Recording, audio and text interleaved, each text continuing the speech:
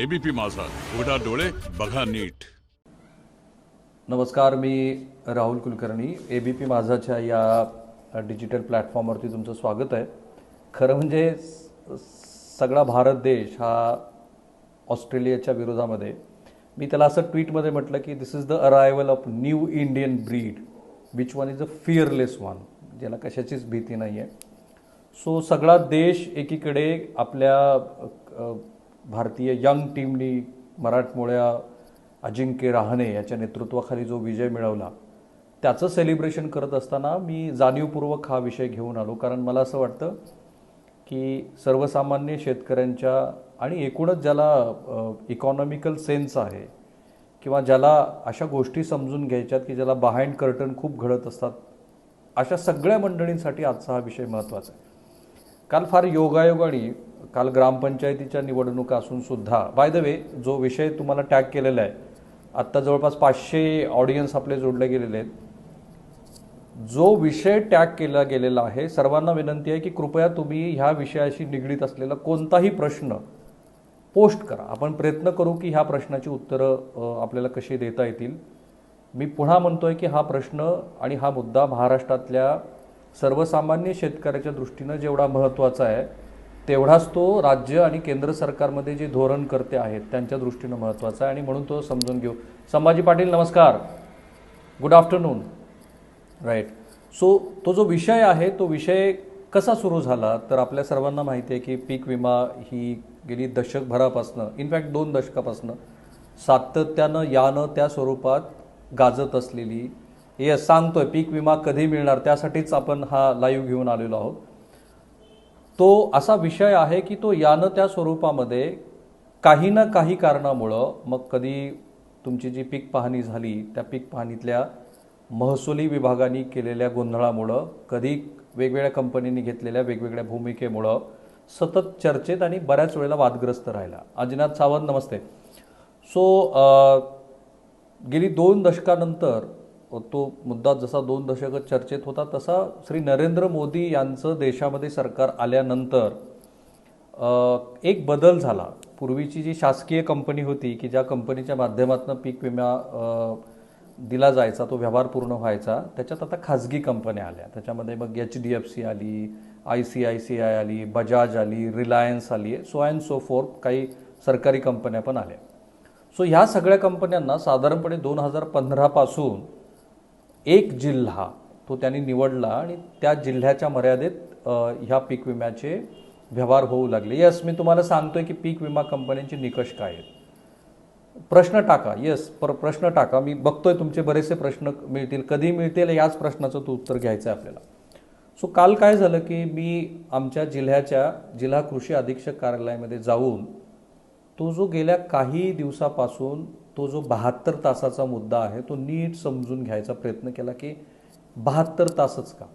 आता ते 72 तास म्हणजे जेव्हा पाऊस झाला तिथपासूनचे 72 तास का प्रत्यक्षामध्ये पाऊस सोयाबीनच्या ते जे काही रास करून ठेवलेलं त्याच्या खाली गेलं आणि तिथून कोंब फुटले तिथले 72 तास. सो हा एक मूलभूत प्रश्न घेऊन ज्या वेळेला मी गेलो त्यावेळेला मला एक नवीनच माहिती मिळाली. मला असं वाटतं की धोरणकर्त्यांनी, खास करून महाराष्ट्राच्या सन्माननीय मुख्यमंत्र्यांनी हा व्हिडिओ बघितल्यानंतर त्या दृष्टीनं विचार करावा. कारण असाच ज्या वेळेला मी बँकेच्या संदर्भातला व्हिडिओ केला होता त्यावेळेला सन्माननीय मुख्यमंत्र्यांनी त्यातले मुद्दे लक्षात घेऊन ह्या सगळ्या प्रश्नाचा उहापोह ज्या अथॉरिटीकडे करायचा होता तिथे त्यांनी केला होता. मला बरेच सरकारमधनं फोन पण आले होते की हे कसं करता येईल. काय झालं बघा की 2020 ह्या वर्षातल्या खरीपाचा शेतकरी, राज्य सरकार आणि केंद्र सरकार या 3 घटकांनी मिळून किती प्रीमियम भरला असा मला प्रश्न पडला. कारण आपल्याला माहिती आहे की पूर्वी केंद्र सरकार हे 50%, मी प्रयत्न करतो आवाज वाढवायचा, 50% त्यांचा वाटा भरत होतं. आता तो 35% झालेला आहे. पण राज्याचा वाटा, केंद्राचा वाटा आणि मग शेतकऱ्याचा वाटा. सो एक उदाहरण, कारण सोयाबीन हे आपल्याकडे असं आता क्रॉप झालेलं आहे की जे पीक हे शेतकऱ्यांच्या दृष्टीनं त्याला ठराविक भाव मिळत असल्यामुळं जास्त महत्त्वाचं ठरलं आहे. सो ऑडियन्स वाढत आहेत, प्रश्नही वाढत आहेत. सोयाबीनच्या संदर्भामध्ये जी आकडेवारी मी तुम्हाला सांगणार आहे ती अत्यंत काळजीपूर्वक ऐका. आणि मग ठरवा की आपण काय धोरण राज्य सरकारचं असायला हवं आणि आपण काय प्रश्न पीक विमा कंपन्यांना विचारायला हवे. सो सोयाबीनमध्ये पर हेक्टरी 45,000 रुपये आपण रक्कम संरक्षित करतो, राईट. सो त्याच्यामध्ये विमा हप्त्याचा जो प्रीमियम आहे तो किती भरतो तो मी नंतर सांगतो तुम्हाला, पण याच्यामध्ये पर हेक्टरी शेतकऱ्यांचा वाटा आहे 900 रुपये, राईट. हो नांदेडकर, मी सांगतोय तुम्ही नीट समजून घ्या प्लीज. शेतकऱ्यांचा वाटा आहे 900 रुपये पर हेक्टरी. मग त्या शेतकऱ्यांना काय वाटतं की अरे ही तर फार छोटी रक्कम आहे. आता खरा प्रश्न होतो तो शेतकरी व्यतिरिक्त असलेला जो घटक आहे त्यांनी समजून घ्यायचा, जे सर्वसामान्य करदाते आहेत, मग ते कॉर्पोरेट हाऊसमध्ये बसलेले नोकरदार असतील, शासकीय व्यवस्थेतले सरकारी कर्मचारी असतील. सो शेतकऱ्यांनी भरला 900 रुपयाचा वाटा. इथे केंद्राचा वाटा जातो त्या खाजगी कंपन्याला 6,300 रुपये. मार्क माय वर्ड, 6,300 रुपये. आणि राज्याचा वाटा किती जातो? 7,650 रुपये. म्हणजे राज्यांनी 900 रुपयाच्या शेतकऱ्याच्या प्रीमियमच्या अगेन्स्टमध्ये पैसे भरले 7,650 रुपये, केंद्राने भरले 6,300 रुपये, शेतकऱ्यांनी भरले 900 रुपये. हे सगळे मिळून प्रति हेक्टरी ज्या कुठल्या कंपनीला तुमच्या जिल्ह्याचं म्हणून टेंडर मिळालेलं आहे त्या कंपनीकडं प्रति हेक्टरी प्रति शेतकरी 14,850 रुपयाचा प्रीमियम जातो. माइंड यू, 14,850 रुपये ज्या वेळेला त्या कंपनीला जातात त्यावेळेला त्या कंपनीच्या माध्यमातून आपण 45,000 रुपये संरक्षित करत असतो. माझ्याकडे ज्वारी, बाजरी, सोयाबीन, मूग, उडीद, तूर, कापूस अशा सगळ्या पिकांचे डिटेल्स आहेत, पण आपला खूप वेळ जाईल म्हणून मी त्यात जात नाही. आपण फक्त सोयाबीनला प्रायमाफेसी फोकस करू. आता माझ्याकडे ब्रिझा गाडी आहे सुझुकीची, तर ती गाडी आता गेली 5 वर्ष झालं मी वापरतो. ह्या 3 जानेवारीला माझ्या गाडीचा 5 वर्षानंतरचा म्हणजे तो जो 10% डिप्रिशिएशन आहे ते गृहीत धरा, राईट. बुलढाणेकर सांगतोय मी, तुम्ही प्रश्न सांगा प्लीज. 5 वर्षाच्या 10%च्या डिप्रिशिएशन नंतर ज्या गाडीची माझी मूळची किंमत 12 लाख रुपये होती ती आता 5,60,000 रुपये झाली, राईट. सो 5,60,000 रुपयाच्या अगेन्स्टमध्ये मी टाटा AIG या कंपनीला येस चालू थकबाकीदार वगैरे सगळं सांगतोय मी. आधी माझे मुद्दे समजून घ्या आणि नंतर आपण त्या प्रश्नावरती बोलूया, राईट. सो 5,60,000 रुपयाच्या अगेन्स्टमध्ये I have paid 18,100 and something, right. मी 18,100 रुपये भरल्यानंतर 5,60,000 रुपये माझी ॲश्युअर्ड झालेली रक्कम आहे. म्हणजे आता माझ्या बाबतीमध्ये, माझ्या गाडीच्या बाबतीमध्ये थर्ड पार्टी इन्शुरन्स आहे, ड्रायव्हरचा इन्शुरन्स आहे, गाडीचा इन्शुरन्स आहे आणि मी ॲडिशनल 1,200 रुपये पेड करून माझ्या इंजिनचा इन्शुरन्स घेतला. सो मी ज्या वेळेला एवढी रक्कम पेड केली त्यावेळेला मला 5,60,000 रुपयाचा इन्शुरन्स मिळाला. माझा महाराष्ट्रातल्या, देशातल्या राज्य सरकारना, धोरणकर्त्यांना आणि कंपन्यांना हा प्रश्न आहे की ज्या वेळेला 14,850 रुपये प्रीमियम एखादा शेतकरी भरतो त्यावेळेला 44,000 रुपये, 45,000 रुपये जे तुम्ही ॲश्युअर्ड केलेली रक्कम आहे ती आजपर्यंत कधी मिळाली याचं डॉक्युमेंटेशन जाहीर करा. कारण कृषी विभागातल्या अनेक वरिष्ठ अधिकाऱ्यांनी मला असं सांगितलं की या रकमेच्या अगेन्स्टमध्ये आजपर्यंत केवळ 10% नुकसान भरपाई शेतकऱ्यांना मिळालेली आहे. एक्सेप्शनल इयर्स म्हणून ज्या लातूर, उस्मानाबाद आणि बीड जिल्ह्यातल्या शेतकऱ्यांना मिळून 850-900 कोटी रुपये भारतीय जनता पार्टीच्या सरकारच्या आधीच्या 2 वर्षात कधीतरी मिळाले होते ते एक वगळले. तर त्यानंतर हे सरकार केंद्रस्थानी आल्यापासून ज्या खाजगी कंपन्यांना विविध जिल्ह्यांचे टेंडर दिलेले आहेत त्या कंपन्यांना ना केंद्र सरकारने कधी हा प्रश्न विचारलाय ना राज्यातल्या कुठल्या मंत्र्यांनी हा प्रश्न विचारलाय की बाबांनो जेवढी रक्कम तुम्ही ॲश्युअर्ड करून घेतलेली होती त्या रकमेच्या अगेन्स्टमध्ये तुम्ही पैसे शेतकऱ्यांना दिलेत का. सो कृषी विभागातली आत्ता जी, मी कुठल्याही कंपनीचं नाव घेणार नाही because it will create some legal issue. I don't want to fall into that. See, विषय फक्त एवढाच आहे की आपण होय आवाज कमी होतोय, I am trying my level best. विषय एवढाच आहे की याच्यामध्ये आपल्याला हे समजून घ्यायचं आहे की पीक विम्याचा जो व्यवहार आहे तो मुळातच आतबट्ट्याचा कसा व्यवहार आहे. आता पुढचा मुद्दा, मग मी काय केलं की गेल्या वर्षी राज्य सरकार, केंद्र सरकार मिळून सोयाबीन या पिकासाठी शेतकरी आणि ह्या सगळ्यांचा मिळून किती प्रीमियम गेला याचा अंदाज बांधला आणि नंतर ते किती पैसे मिळाले ते पण मी तुम्हाला सांगतो. Very interesting information. आणि हा व्हिडिओ तुम्ही अधिकात अधिक व्हायरल करा. येस, छान माहिती आहे, मला कळतंय. हा अधिकात अधिक व्हिडिओ व्हायरल करा, because we are not against any corporate company. We are trying to our level best की ही इन्फॉर्मेशन ही धोरणकर्त्याच्या लक्षात आली पाहिजे. यस, परभणीकर, नंदुरबारकर, बुलढाणेकर ऐकत राहा. सो माझ्याकडे उस्मानाबाद या जिल्ह्याचा एकच डेटा मी घेतला सोयाबीन पिकाचा. त्याच्यामध्ये बघा, शेतकऱ्यांची संख्या आहे 3249. त्यांनी संरक्षित क्षेत्र केलेलं आहे 3,61,010 हेक्टर. राईट. त्याच्यामध्ये शेतकऱ्यांचा जो हिस्सा गेलाय तो आहे 41,85,00,000. तुम्हाला जर शक्य असेल तर कृपा करून ही नोंद करून घ्या. 41,85,00,000 उस्मानाबाद जिल्ह्यातल्या शेतकऱ्यांनी दिले. त्याच्यामध्ये राज्य सरकारचा वाटा किती आहे? 322,95,00,000. केंद्राचा वाटा किती आहे? 274,21,00,000. राईट. सो याच्यातून संरक्षित झालेली रक्कम किती आहे? विमा संरक्षित केलेली रक्कम ती आहे 2,054,14,00,000. आणि एकूण सगळ्यांची मिळून केंद्र, राज्य आणि शेतकऱ्यांची मिळून गेलेली रक्कम आहे 639,02,00,000. आणि आपल्याकडे खूप मोठ्या प्रमाणात जी अतिवृष्टी झाली त्यानंतर आपल्या सर्व कंपन्यांनी मिळून, जे काही इथली कुठली कंपनी, आय डोंट नो काय त्या कंपनीचं नाव आहे, ह्या कंपनीनी 639 कोटी रुपयाचा प्रीमियम भरल्यानंतर जी नुकसान भरपाईची रक्कम आहे ती आहे तब्बल 80 कोटी रुपये.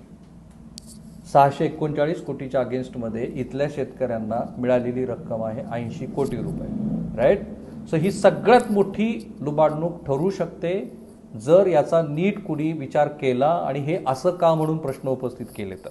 सो आता नेक्स्ट लॅडरचा महत्त्वाचा प्रश्न आहे की आता जी ही नुकसान भरपाई मिळाली ती तशीच का मिळाली. आता आपण जरा शेतकरी ॲज सच म्हणून नीट समजून घेऊ. आपला हा जो समज आहे की शेतीमध्ये झालेल्या नुकसानीमुळं पीक विमा कंपन्या आपल्याला नुकसान भरपाई देतात, तो सपशेल चुकीचा आहे.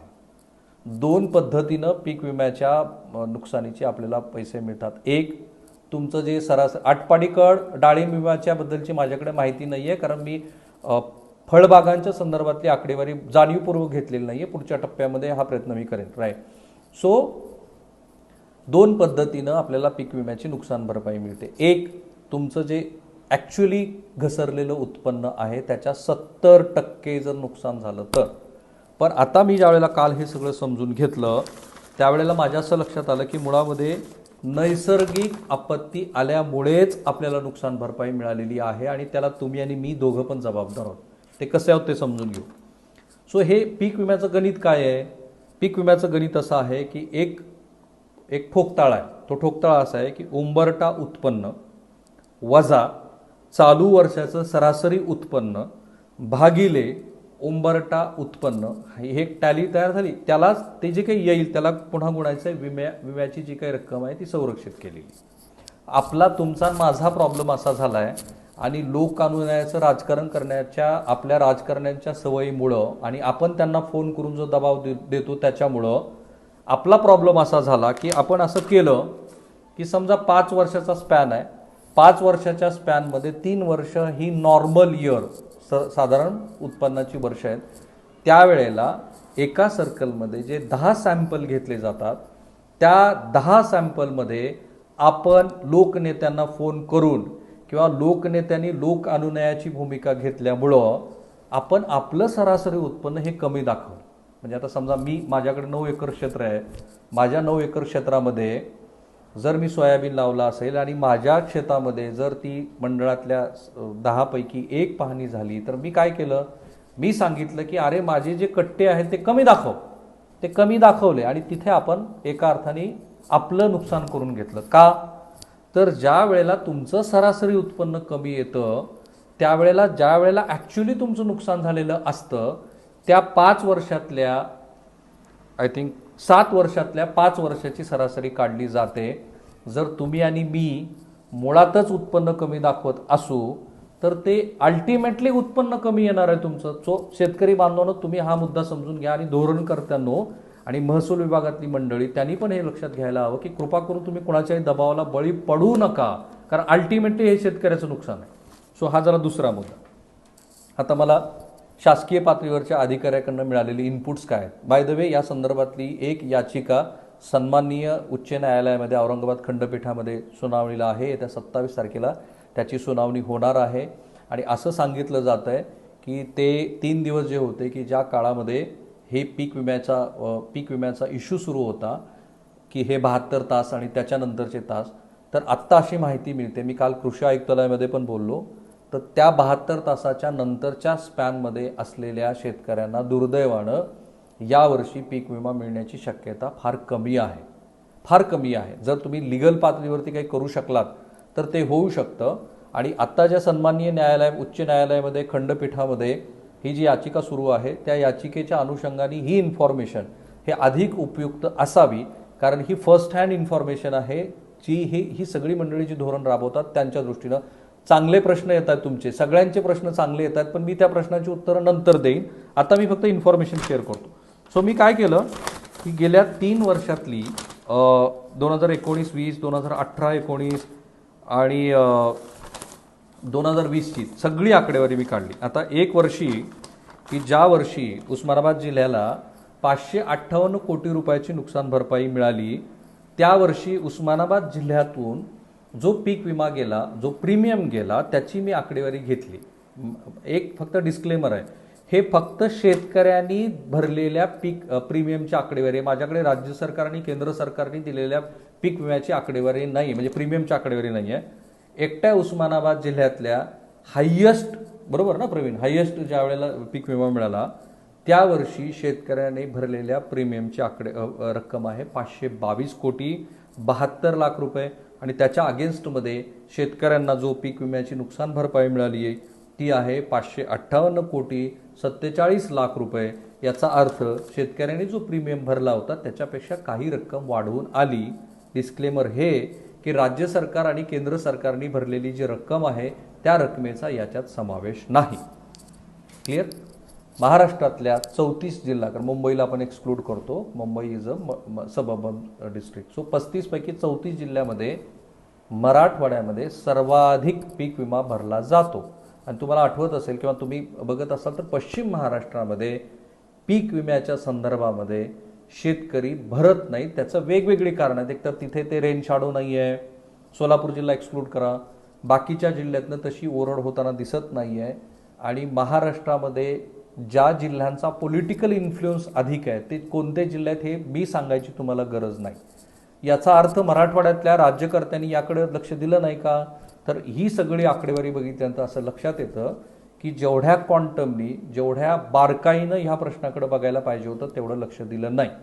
काय झालं की तेलंगणामध्ये चंद्रशेखर राव, चंद्रशेखर राव, थोडं हे चुकू शकतं माझं, ते ज्या वेळेला मुख्यमंत्री झाले त्यावेळेला ते राज्य, ते एक्सचेकर, ती वित्तीय संस्था ही फायनान्शियली खूप स्ट्रॉंग होती. आणि नंतर मग चंद्रशेखर राव यांनी ज्या लोकानुनयाच्या भूमिका घेतल्या त्यामुळं राज्याचा एकूण कर्जाचा बोजा वाढला, अशी ती सार्वत्रिक तक्रार केली जाते तेलंगणाच्या बाबतीत. कारण त्यांनी ज्या पद्धतीनं लोकानुनय केला तर इकॉनॉमिकल फ्रंटवर, म्हणजे आर्थिक विषयावरती ती एक स्वतंत्र चर्चा होऊ शकते की असं असायला पाहिजे का. काही जण शेवटी म्हणतील की सरकार राबवण्याचं मुख्य कारण काय असतं. अल्टिमेटली जगातला असा कोणताही देश नाही आहे, आणि हा शब्द अधिक महत्त्वाचा आहे, जगातला असा कोणताही देश नाही इन्क्लुडिंग अमेरिका, बाकी कम्युनिस्ट राष्ट्राबद्दल बोलत नाही आपण, असा कोणताही देश नाही आहे की जो देश शेतकऱ्यांना सबसिडी देत नाही. कोणताही देश नाही.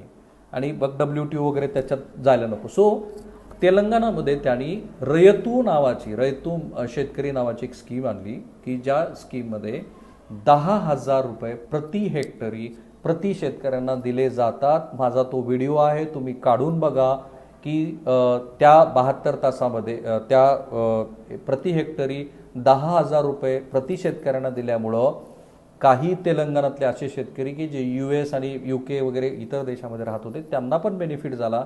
इनफॅक्ट त्यांना काही जणांना, कारण लँड होल्डिंग जास्त आहे, NSSच्या सर्वेनुसार महाराष्ट्रातली लँड होल्डिंग ही फक्त 2 हेक्टर म्हणजे 5 एकर आहे. तेलंगणामध्ये NSSच्या सर्वेनुसार कमीत कमी लँड होल्डिंग ही 15 एकर आहे. सो तिथल्या शेतकऱ्यांना लाखो रुपयाचा बेनिफिट झाला. आता हे मी का सांगितलं तर आत्ता मी जी इन्फॉर्मेशन सांगितली त्या इन्फॉर्मेशनला तेलंगणाच्या पद्धतीनं जर आपण विचार केला की बाबांनो आता राज्य सरकारचे पैसे किती जात आहेत तर साधारणतः 4,000 ते 5,000 कोटी रुपये प्रतिवर्ष आपला म्हणून जो पीक विम्याचा वाटा आहे तो आपण देत असतो. 5 वर्षामध्ये आपलं जे रेन शॅडोचं क्षेत्र आहे 100 स्क्वेअर किलोमीटरचं, की ज्या 100 स्क्वेअर किलोमीटरमधल्या शेतकऱ्यांना आपण पीक विम्याचा लाभ मोस्टली देतो, कारण विदर्भातल्या बहुसंख्य जिल्ह्याला त्याचा लाभ होत नाही, पण मराठवाड्यातल्या बहुसंख्य जिल्ह्याला पीक विम्याचा लाभ होतो. सो तिथे आपल्याला काय आहे की हे 5,000 कोटी रुपये प्रतिवर्षी जे आपण देत आहोत त्याच्या ऐवजी, कारण आपल्याकडे रेन शॅडोतल्या बहुसंख्य जिल्ह्यामध्ये 5 पैकी 3 वर्ष दुष्काळी स्थिती नसते, 2 वर्ष दुष्काळ असतो. सो विचार करायला पाहिजे महाराष्ट्राच्या धोरणकर्त्यांनी की हे जे पैसे आपण पीक विमा कंपन्यांना देतोय त्याऐवजी ते पैसे फक्त प्रीमियमची रक्कम प्रति हेक्टरी 14,000 रुपये त्या विशिष्ट काळामध्ये जो दुष्काळ पडला त्याच काळामध्ये जर आपण शेतकऱ्यांच्या खात्यावरती थेट दिले, काय हरकत आहे? आणि हा प्रयोग शेजारच्या तेलंगणामध्ये चालू आहे. दरवर्षी पेरणीच्या आधी प्रति हेक्टरी 10,000 रुपये दिले जातात. सो आता कंपन्यांच्या बाजूने आपण विचार करू. इथे काय होऊ शकतं की कंपन्यांचा स्टँड असा असू शकेल की आम्हाला सगळी यंत्रणा मॅनेज करायची, पण मॅनेज करण्यासाठीची जी यंत्रणा असते ज्याला आपण व्यवस्थापनाचा खर्च म्हणतो, तो खर्च इतका तर असू शकत नाही की 4,000 कोटी रुपये राज्य सरकारचा वाटा, एका जिल्ह्यातनं 500 कोटी रुपयाच्या हिशोबाने मराठवाड्यातल्या 8 जिल्ह्यातनं गेलेला 4,000 कोटीचा वाटा, अधिक केंद्र सरकारचे पूर्वीचे 50% आणि यावर्षीचे 35%, म्हणजे साधारणपणे ह्या सगळ्या कंपन्यांकडे मिळून दरवर्षी 10 ते 15,000 कोटी रुपयाचा प्रीमियमची रक्कम ही ह्या खाजगी कंपन्यांकडे जाते. तर या खाजगी कंपन्यांचा एवढा तर मॅनेजमेंटचा खर्च नसेल की जी आकडेवारी मी आता तुम्हाला सांगितली. ही सगळी आकडेवारी पब्लिक डोमेनमध्ये आहे. त्याचा जरा तपशीलवारपणे जर अभ्यास केला आणि धोरणकर्त्यांनी ह्या कंपन्यांना प्रश्न विचारले तर मला असं वाटतं की अनेक प्रश्न हे सुटू शकतात आणि राज्यकर्त्यांना, आता जे महाविकास आघाडी आहे त्यांच्या दृष्टीनं हा एक महत्त्वाचा पॉलिटिकल गेम चेंजर ठरू शकतो की जे शेजारच्या तेलंगणाने केलं, जे कर्नाटकने काही प्रमाणामध्ये केलं, जे त्यांची तुतीच्या बद्दलची तुती आणि दूध अशी जी योजना होती त्याच्यामध्ये त्यांनी थेट बेनिफिशरीला बेनिफिट दिला. आणि तसंही आता आपण DBT वरती गेलेलोच आहोत. सो DBT सारखा एखादा प्रोजेक्ट आपण राबवला आणि आउट ऑफ बॉक्स जाऊन जर विचार केला तर आज जे कॉन्फ्लिक्ट तयार झालेले आहेत आणि असं कुठलंही वर्ष जात नाही की ज्या वर्षामध्ये शेतकऱ्यांनी पीक विमा कंपन्यांच्या बद्दल ओरड केली नाही, तो प्रश्न थांबू शकतो. तुमचे प्रश्न मी जाणीवपूर्वक टाळले कारण मी ऑलरेडी खूप बोललेलो आहे, पण बहुतांश तुम्ही विचारलेल्या प्रश्नांच्या अनुषंगाने जे मुद्दे आहेत ते सगळे मांडण्याचा प्रयत्न केलेला आहे. So let's enjoy. भारतीय क्रिकेट संघाचं जे यश आहे ते यश आपण सेलिब्रेट करू, पण सोबतच हा जो व्हिडिओ आहे तो व्हिडिओ तुमच्या, माझ्या, टॅक्सपेअरच्या, आर्थिक विचार करणाऱ्या मंडळींच्या आणि धोरणकर्त्याच्या दृष्टीनं अत्यंत महत्त्वाचा आहे. तो तुम्ही शेअर करा, तुमची मतं कळवा, प्रश्न कळवा. पुन्हा एकदा मी अश्युअर करतो की या विषयातल्या कुठल्या तरी तज्ज्ञांना घेऊन पुन्हा आपण तुमच्यासमोर येऊ. तोपर्यंत bye, see you again. ABP Majha, उघडा डोळे बघा नीट.